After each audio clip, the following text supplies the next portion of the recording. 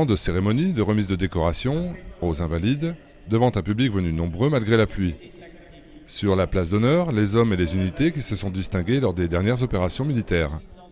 Le 21e régiment d'infanterie de marine, le 2e régiment d'infanterie de marine et le 132e bataillon cynophile de l'armée de terre se sont vus décorés de la croix de la valeur militaire avec palme de bronze par le ministre de la Défense, M. Gérard Longuet, accompagné du chef d'état-major des armées et du chef d'état-major de l'armée de terre.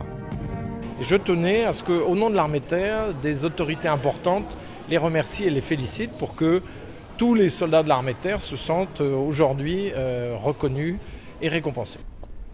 18 médailles ont également été attribuées à titre individuel. Parmi les décorés, nous retrouvons un compagnon à 4 pattes. Sastos a découvert en Afghanistan 8 mines antipersonnelles et des composants de pièges explosifs.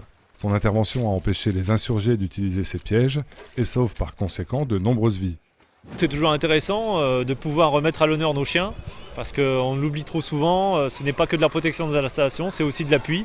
Et donc lorsque nos chiens sont récompensés, c'est tout le bataillon qui est récompensé, et pour ça on en est très content. Madame Patricia Lémonière était l'invitée de marque de cette cérémonie. Grand reporter à TF1, elle suit les forces françaises sur tous les théâtres d'opération, jusqu'à risquer sa propre vie. Au cours d'une mission avec le 1er RCP en Afghanistan, Madame Lémonière était en première ligne avec les troupes.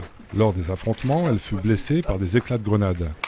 Par rapport à des tas de militaires qui étaient blessés, qui avaient vraiment vécu des expériences, moi je n'avais fait que témoigner.